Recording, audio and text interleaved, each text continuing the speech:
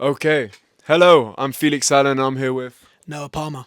Noah Palmer. Nice to meet you. Nice to meet you, man. Thank you for having me in your home. My pleasure. Talk to me. Where are we? This is the studio I create and design and curate the clothes I make. A bit chaotic and crazy, but space I use, innit? Do you think that chaos translates in your design process? Yeah, for sure. It's working in a space where there's a million things going on. You start with initial design and then looking at fabrics around you and other things. Your brain kind of goes, oh no, that could work in that or not. And then you just get inspired daily by it. Yeah. First, talk to me about the process. How many years ago did you start sewing? I started in A-levels, so that would have been 5 years, 6 years ago. And it started from me doing DT and doing a sustainability project and then wanting to make clothes out of plastic bags, which is an interesting start. You said one of your first projects was to do with sustainability. How does that impact your work now? Massively. I always try and make my stuff sustainable, love upcycling. What's the weirdest fabric, or not fabric, but something that you've used as a fabric? Newspaper corset. That's pretty cool.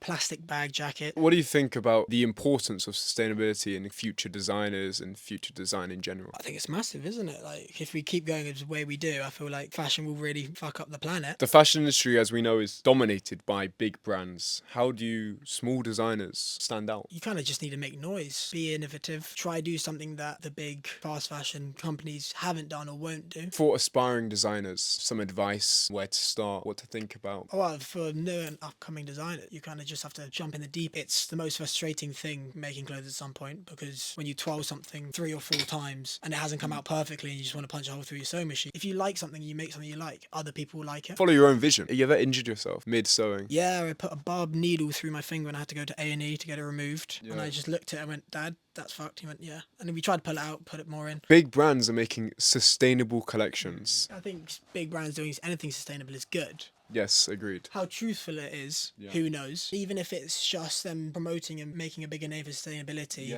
and making people look at it and realise and understand what we should be doing rather than what we are doing. I think that's a massive asset in itself. You have 24 hours to make a full collection, only using household items. What's your plan? Rugs. Rugs. Okay, rugs. Yeah, like a nice furry rug. Nice furry, a Persian rug, nice jacket. Yeah. Just curtains. I'm thinking about the simple stuff. I would say, as a young designer, go to your local curtain shop, go to your local rug shop, go to your local charity shop. Those are the places where you should be looking for your cheap materials, right? Yeah, like the big wool jacket shop. That's made out of my grand's 100-year-old old wool blanket. And when I was twirling it, I just went to a charity shop and I went, weird question, do you have any big wool blankets? And they went, I will go check. They came down with 6. And I was like, okay, I can have that one. It was like £6. Something you said earlier was kind of funny. I wrote a question down which was like, what celebrity would you swap your wardrobe to? What was your reply?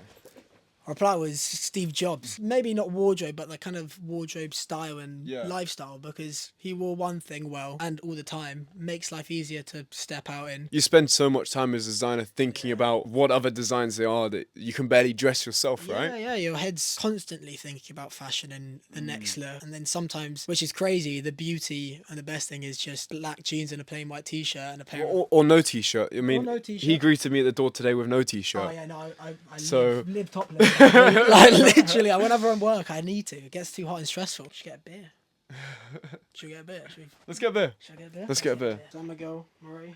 Sun we go. As an independent designer, what struggles have you faced? Having a platform to connect customers that are willing to pay, that can understand, and also that are really interested in fashion and new designers, which I think SewMe is an amazing platform to kind of connect a customer with a designer. That's why what I'm creating is that hub, so that everyone can come together. Also, it's a community. Yeah. And it's not just about, I feel like it's not just about selling, it's about finding like-minded people that you can collaborate with. If you were able to know the person who made your own clothes, I think that's a special thing. And be able to know the person and see the story of your garment being made is quite beautiful in a sense. And I think you cherish your garments more. But also, as you say, the story, just being able to go, oh, I know the actual person that made that.